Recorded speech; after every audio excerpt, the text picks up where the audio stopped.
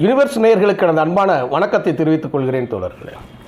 நேற்று நான் ஒரு முக்கியமான பதிவு போட்டிருந்தேன். அதில் ஒரு கல்லூரி மாணவனை எப்படி அவர் தேர்ந்தெடுத்து அந்த இடத்திலேயே அவரை வாழ்த்தி சென்றிருந்தார் இல்லையா, அதோடு எம்ஜிஆர் அவர்கள் முடித்ததா ஒரு வரலாறே கிடையாது. அவனை பக்குவப்படுத்தி சமூகத்தில் ஒரு தலைவராக உயர்த்தணும்னு அவன் நினச்சார். ஆனால் நடந்தது வேறு. என்ன தெரியுமா? அது ரொம்ப முக்கியமாக நான் சொல்கிறேன். என் வாழ்க்கையில் நான் செய்யக்கூடாத தவறை நான் செய்துவிட்டேன், நான் பாவி என்று தலையில் அடித்து மரத்தில் முட்டி அழுத எம்ஜிஆர் யாரும் பார்த்துருக்கீங்களா? அதை ஒருத்தர் பார்த்தார். அவர் யார்? அதைத்தான் அந்த காணொலியில் பார்க்க போகிறோம். ரொம்ப முக்கியமான சென்சிட்டிவான எம்ஜிஆர். இதை வெளியில் வேறு எந்த சேனல்லையும் நீங்கள் பார்க்கவே முடியாது. நான் ஆதாரத்தோடு தான் நான் காட்ட போகிறேன். இதை இந்த இப்படியும் நடந்திருக்குமா எம்ஜிஆர் வாழ்க்கையில்? நடந்தது. ஒரு செய்தியை எளிதாக சொல்லி கடந்துருவாங்க. ஆனால் நம்ம அப்படி கிடையாது. அந்த செய்திக்குள்ளே இருந்து எவ்வளவு பெரிய மனிதனாலும் நம்ம நினைக்கக்கூடிய விஷயம் அது மாறுபட்டு போய்விடும் அப்படின்னு எம்ஜிஆர் உணர்ந்த நாள் அதுதான் நம்ம இன்றைக்கி ரொம்ப முக்கியமாக பார்க்க போகிறோம். எம்ஜிஆர் தன்னுடைய வாழ்நாள் தவறாக அதை கடைசி வரை செய்து அதை எப்படி சரி செய்தார் பார்ப்போம். சரி, இப்போது கல்லூரி மாணவனாக ஒரு பையன் போயிருந்தான். அவன் பெரிய இடத்துக்கு வந்துட்டான். அந்த இடத்துக்கு பரீட்சையில் பாஸ் ஆகி முடிகிறாப்புல. எம்ஜிஆர் அப்போ முதலமைச்சர் ஆகாத ஒரு நேரம். அப்போ சினிமாவில் நடிச்சுக்கிட்டு இருக்கிறார். சினிமாவில் நடிக்கும்போது அவருக்கு என்ன நடந்துக்கிட்டு இருக்கு அப்படின்னு கேட்டிங்கன்னா, ஒரு சீன் நம்ம ஏற்கனவே இதை பற்றி பேசியிருக்கிறோம். நம்ம எப்படி பேசியிருக்கோம்னு கேட்டிங்கன்னா, ஒரு சண்டை காட்சியில் அவருடைய கால் உடைபட்டு அந்த காலை நொண்டியோடு அவர் இருந்த காட்சி நான் புகைப்படத்தோடு நான் போட்டிருக்கிறேன். யூனிவர்சிட்டியில் நம்ம போட்டிருக்கிறோம். இப்போது அது எனக்கு கால் சரியாயிருச்சுன்னு சொல்லி அவர் வெளியே காட்டணும். வெளியில் பத்திரிக்கைக்கு சொல்லணும். பத்திரிகை மூலமாக ரசிகர்களுக்கும் தமிழ்நாட்டு மக்களுக்கும் அந்த செய்தி போகுங்கிறதுக்காக ஒரு ப்ரெஸ் மீட் வைக்கிறார். எம்ஜிஆரோட ராமாவரம் தோட்டத்தில் வைக்கிறார். அப்போ வரும்போது எல்லா பத்திரிகைகளுக்கும் அழைப்பு கொடுக்குறாங்க. அது இன்றைக்கும் நடக்கும். நீங்கள் நாளிதழ்களில் பார்க்கக்கூடிய ஒவ்வொரு செய்திகளுக்கு பின்னாலும் ஒரு மீட்டிங் இருக்குங்கிறத நீங்கள் புரிஞ்சுக்கோங்க. பத்திரிகைகளில் வரக்கூடிய செய்திகளில் இன்றைக்கெல்லாம் பார்த்தீங்கன்னா அந்த ஃபார்மெட்டே மாறி போயிருக்குது. பத்திரிகையில் ஒரு சினிமா செய்தியாக இருந்தாலும் சரி, ஒரு அரசியல் செய்தியாக இருந்தாலும் சரி, ஒரு மாநாடை பற்றிய விளக்கமாக ஒரு செய்தி இருந்தாலும் சரி, 10 லட்ச ரூபாயிலேருந்து 20 லட்ச ரூபா பெய்டு நியூஸாக தான் நீங்கள் அது பிரிண்டடாக இருக்கும். ஆனால் பார்க்குறதுக்கு நியூஸ் மாதிரி தான் இருக்கும். ஆனால் தன்னை பற்றி தமிழ்நாடு முழுவதும் தெரிந்து கொள்வதற்காக, நான் சரியாகிவிட்டேன் என்று ரசிகர்களுக்கு உணர்த்துவதற்காக கட்சி தோழர்கள், அன்று பேரறிஞர் அண்ணா தலைமையில் இருக்கக்கூடிய திராவிட முன்னேற்ற கழகத்தின் தோழர்களுக்கு உணர்த்துவதற்காக போடப்பட்ட மீட்டிங் நடக்குது. அங்கே எல்லா பத்திரிகையாளர்களும் வராங்க. எல்லா பத்திரிகையாளருக்கு முன்னாடி தான் நடந்து காட்டுறார். நடந்து காட்டி என்னோடய கால் சரியாயிருச்சு, எல்லாம் ஆல்ரைட், பர்ஃபெக்ட்டு, அடுத்து நான் ஷூட்டிங் போக போகிறேன் அப்படிங்கிறத வெளியில் எல்லாத்தையும் பேசிட்டு அவர் கலந்துரையாடிக்கிட்டு இருக்கும்போது ஒரு 4-5 வருஷத்துக்கு பின்னாடி ஒரு ஆள் ஒரு உருவத்தை பார்க்குறார். உட்காந்து மீட்டிங் ஸ்பாட்லேருந்து டேபிளில் இருக்கக்கூடிய எம்ஜிஆர் என்ன செய்கிறாருன்னா, எந்திரிச்சு கையை அப்படியே விலைக்கு காட்டுதார். விலைக்கு அப்படியே பார்த்தா பின்னாடி ஒடிசலாக ஒரு பையன் இருக்கிறார் வளர்ந்து. தம்பி நீங்கள் இங்கே வாங்கங்காப்புல. நீங்கள் தானே அழகப்பா யூனிவர்சிட்டியில் படித்த ஆள்? ஆமாங்க. நல்லா பேசுனீங்களே, என்ன செய்றீங்க இப்போ அப்படின்னு கேட்குறாரு. எம்ஜிஆர் கேட்குறாரு. யார்? அந்த ஸ்டூடெண்ட் சொல்கிறார்ல, இவரெல்லாம் ஒரு ஆள், இவர் நடிச்சுக்கிட்டு இருக்கிறார், இன்னும் கதாநாயகியை சுற்றி நடிக்கிறாரு, காலேஜ் ஸ்டூடெண்ட்டாக நடிக்கிறாரு, இவரெல்லாம் யாரும் கண்டிக்க மாட்டாங்கன்னு சொல்லி மேடையில் பேசினதா போன காணொலியில் நம்ம பார்த்தோம் இல்லையா? அந்த நபர் அங்கே நிற்கிறார். அவரை கூப்பிட்டு வாழ்க்கை செஞ்சுட்டு போனார்ல. அந்த வாழ்த்து கடிதமே அந்த மாணவனுக்கு 1 மாதம் கழித்து தான் கையில் கிடச்சிச்சு. அப்படின்னா எம்ஜிஆர் கைப்பட எழுதக்கூட கடிதத்தோட மதிப்பு என்னன்னு வேல்யூ அப்போ அவருக்கு புரிஞ்சிச்சு. அந்த பையனுக்கு, கல்லூரி மாணவனுக்கு, நம்ம போல் துடுக்காக இருக்கக்கூடிய ஒரு மாணவனுக்கு. சரியா? இப்போ அந்த பையன் இங்கே இருக்கிறான். அதை பார்த்த உடனே நீங்கள் வாயான்னு சொல்லி கூப்பிட்டு, நீ இந்த பத்திரிக்கை என்ன பத்திரிக்கைன்னு கேட்குறாப்புல. பத்திரிக்கையோட பேர் சொல்கிறாரு. அந்த பேர் ரொம்ப அவர் சார்ந்திருக்கக்கூடிய பேரறிஞர் அண்ணாவை முன்னிலைப்படுத்தி அண்ணாவின் அரசியலை வெளிப்படுத்தக்கூடிய மிக முக்கியமான இதழ். அந்த இதழுக்கு பேர் என்னன்னு கேட்டிங்க அப்படின்னா,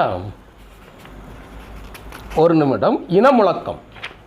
சிபி சிற்றரசுங்கிறவர் நடத்தக்கூடிய இனமுழக்கம். அதில் இருக்கக்கூடிய சினிமா விமர்சனங்கள். அப்போ மகேந்திரங்கிறது நீதானா அப்படிங்கிறார். ஆமாங்க, நான் தான் எழுதுகிறேன் அப்படின்னார். நீ இருக்க வேண்டிய இடம் இது அல்ல, உங்கள் பத்திரிகை ஆசிரியர்கிட்ட நான் சொல்லிடுறேன், வா, நாளை காலையில் லாயிட்ஸ் ரோட்டில் இருக்கக்கூடிய என் வீட்டுக்கு வந்துருன்னு சொல்லி அட்ரஸ் எழுதி கொடுத்து கிளம்பி போயிட்டார். இப்போ இவர் பத்திரிக்கையிலே வேலை பார்த்துக்கிட்டு இருக்கிறாப்புல மகேந்திர. பத்திரிக்கையில் வேலை பார்த்துக்கிட்டு இருக்கக்கூடிய ஓனர்கிட்ட போய் இவர் போய் சொல்கிறாரு, அவர் வள்ளியப்பேட்டை போய் சொல்கிறார். வள்ளியப்பேட்டை சொல்லும்போது சொன்னார், கையெடுத்து கும்பிட்டு ஐயா நீ போயிட்டு வாங்குறாரு.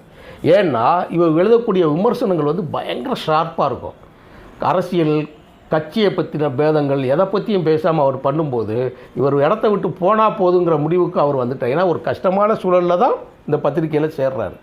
இந்த நேரத்தில் தான் எம்ஜிஆர் அழைப்பின் பேரில் நேராக லாயிட்ஸ் ரோட்டில் இருக்கக்கூடிய வீட்டுக்கு போயிடுறாரு.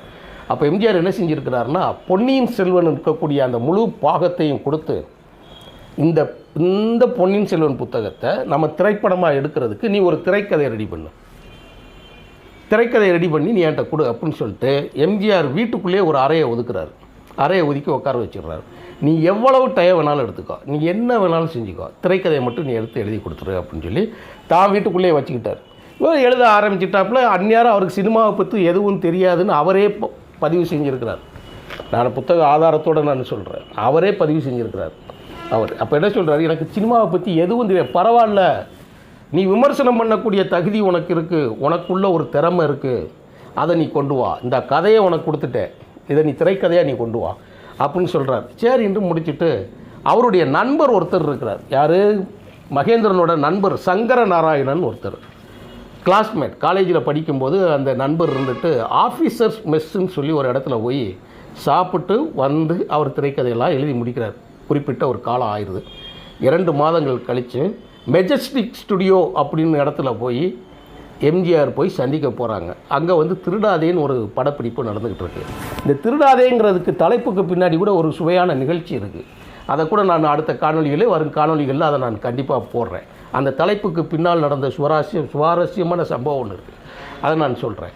அந்த படப்பிடிப்பில் இருக்கும்போது நேரடியாக போய் சைக்கிளில் இறங்கி சங்கர நாராயணனும் மகேந்திரனும் போகிறாங்க. போய் பார்க்குறாரு, கொடுக்குறாங்க. அதுக்குள்ளே நீ திரைக்கதை எழுதிட்டியா அப்படின்னு சொல்லி கேட்குற. எல்லாம் முடிஞ்சிருச்சு அப்படின்னு.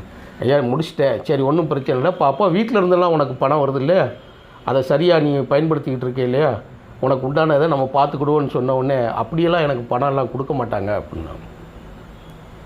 அப்படி கொடுக்க மாட்டாங்கன்னா நீ எப்படி சாப்பிட்ற அப்படின்னு. என் நண்பர் ஃப்ரெண்டு என் காலேஜ் மேட் இருக்கிறாப்புல, அவர் தான் எனக்கு டெய்லி சாப்பாடு வாங்கி கொடுக்கணும் அவனு சொன்ன உடனேயே, அப்போ நீ வீட்டில் சாப்பிடலையான்னு கேட்குறாரு எம்ஜிஆர். இல்லைங்கிறார். ஏன்னா இவர் இருக்கிறது லாயிட்ஸ் ரோட்ஸில் இருக்கக்கூடிய எம்ஜிஆர் இல்லம், ராமாவரம் தோட்டத்தில் இருக்கக்கூடிய சமையல்.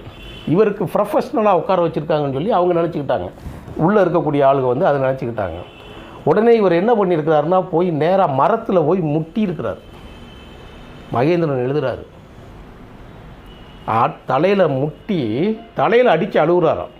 தலையில் அடித்து 2 கைகளையும் தலையில் உயர்த்தி என்ற நான் அதை அப்படியே வாசிக்கிறேன். ரொம்ப முக்கியமான ஒரு செய்தியில் என்ன பாருங்கள், நண்பனின் உதவியால் தான் என் அன்றாட வாழ்க்கை நடப்பதை நான் சொன்னேன், அவ்வளவுதான். அதுக்கடுத்து சொல்கிறார், அதிர்ச்சி அடைந்த அவர் அங்கே இருக்கக்கூடிய மரத்தில் தன் தலையை முட்டி தன் நெற்றியில் தலையில் 2 கைகளை வைத்து அடித்து கொண்டு, நான் பாவி, நீங்கள் எத்தனை நாள் என் கண் முன்னாலேயே பட்டினி கிடந்தீங்களோ என்று கண்ணீர் சிந்தி அழுக ஆரம்பித்து விட்டார் எம்ஜிஆர் அப்படின்னு. இந்த இருக்கு, இதை நான் பக்கம் சொல்கிறேன். 182 83வது பக்கத்தில் இந்த செய்தி இருக்குது. 183வது மகேந்திரன் அவர்கள் எழுதினக்கூடிய சினிமாவும் நானும் அப்படிங்கிற சுயசரிதையில் அவருடைய ஆட்டோபயோகிராஃபி இது. இந்த புத்தகத்தை வெளியிட்டிருக்கிறது கற்பகம் புத்தகாலயம் வெளியிட்டிருக்கிறாங்க. நீங்கள் வாங்கிப்படி, ரொம்ப முக்கியமான படிப்பு. திரைத்துறையில் யாராவது இருப்பவர்கள் இந்த காணொலியை பார்க்க நேரிட்டால் இந்த புத்தகத்தை படிக்காமல், இவன்தான் பாலா என்கின்ற ஆனந்த விகடன் புத்தகத்தை படிக்காமல் நீங்கள் கேமரா பக்கமே கூட போயிடக்கூடாது. அவ்வளோ ஒரு நுணுக்கமான செய்திகள் இருக்கக்கூடிய புத்தகங்கள் இந்த புத்தகங்கள். ஒரு டைரக்டர் என்ன ஒரு கட்ஸு, எவ்வளவு பெரிய பாடங்கள் படிக்கணுங்கிறது அவ்வளவு செய்திகள் இருக்கும். அதில் தான் எழுதுகிறார் இவர். அதில் சொல்கிறாரு, ஏன்னா சாப்பிடாட்ட என்ன இருக்குது, மரத்தில் முட்டி நான் பாவின்னு தலையில் அடிச்சுக்கிட்டு அழுது கண்ணீர் சிந்து அழுது, நீ உடனடியாக அவர் கையில் இருக்கக்கூடிய பணத்தை திணிச்சு நீ நாளைக்கு ஒரு இடத்துக்கு வாங்குறார். ஒரு இடம் சொல்லி அட்ரஸ் சொல்லி அனுப்புகிறார், நீ போ அங்கே போ அப்படிங்கிறார்.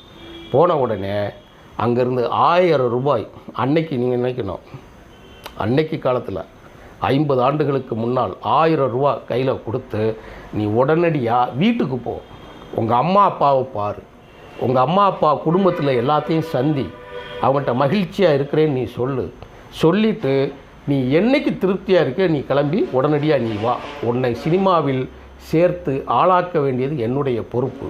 நீ எனக்கு இன்னும் கதை எழுதணும், உன்னை நான் ஆளாக்காமல் விடமாட்டேன்னு ஒரு சூப்பர் ஸ்டாராக இருக்கக்கூடிய, தமிழ்நாட்டின் தன்னிகரில்லாத ஒரு நடிகராக இருக்கக்கூடிய, அவர் காலடி எடுத்து வெளியில் வைத்தால் அதை தலையில் தாங்குவதற்கு லட்சக்கணக்கான பேர் இருக்கக்கூடிய ஒரு நபர், தன்னை கேலி செய்த மாணவனை தன்னை தரக்குறைவாக நினைத்து காங்கிரஸ் சார்பாக நினைத்த ஒரு மாணவனுக்கு எம்ஜிஆர் அவர்கள் கொடுத்த வாக்குறுதியும் அவர் சிந்திய கண்ணீருமே எம்ஜிஆர் யார் என்பதை தெரியும்.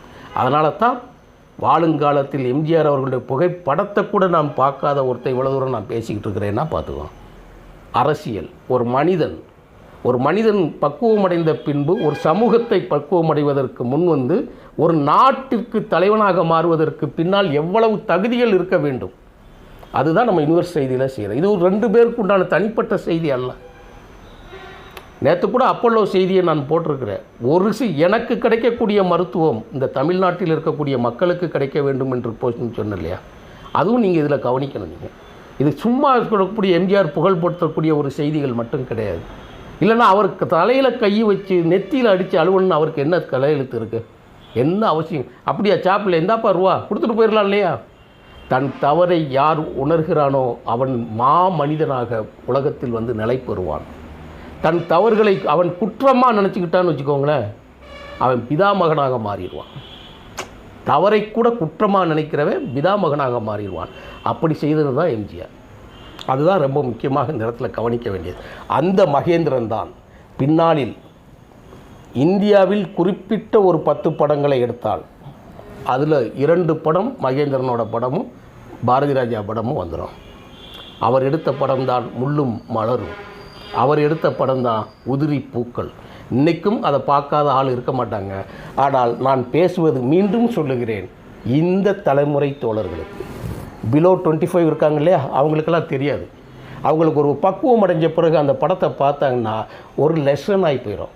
எம்ஜிஆரை விமர்சனம் பண்ணி எப்படி ஆள் வந்து அவர் எப்படி படம் எடுத்து தன்னை நிரூபித்தார், அதற்கு முன்னாடியெல்லாம் அவர் எப்படி படங்களில் தன்னை நிலைநிறுத்துவதற்கு கலைஞர் அவர்கிட்டே போய் வேலையை போய் சேர்த்து விட்டேன். ஏன்னா நிறையா பேசினா இது வந்து சேனல் எக்கச்சக்கமான டைம் எடுத்துரும். அந்த ப்ரொஃபஷ்னலாக மட்டும் பேசினோம்னா, நான் சுருக்கமாக சொல்லுகிறேன், அவருக்கு பல தடங்கல்கள் மீண்டும் வர்ற போது திருப்பி அவர் காதலித்து பெண்ணை தேடி ஓடுகிற போது கூட அவரை வரவழைத்து பக்குவப்படுத்தி திரையுலகின் நுணுக்கங்களை சொல்லிக் கொடுத்து கலைஞர் படம் எடுக்கக்கூடிய காஞ்சி தலைவனில் கூட அவர் கதாசிரியராகவும் உதவியாக உட்கார வச்சு தன்னை எதிர்த்தவனை ஒரு மனிதனாக்கி மிக சிறந்த டைரக்டராக்கி உலக புகழ் பெற்ற ஒரு மனிதனாக மாற்றிய பிறகுதான் அவரும் மறைந்தார், இவரும் மறைந்திருக்கிறார். அதுதான் ரொம்ப முக்கியமான செய்தி தோழர்களே. இந்த வரலாற்று பதிவுகளை நான் யூனிவர்சில் செய்தியாக பதிவிடுவதற்கு மிகவும் பெருமைப்படுகிறேன் தோழர்களே. நன்றி, வணக்கம்.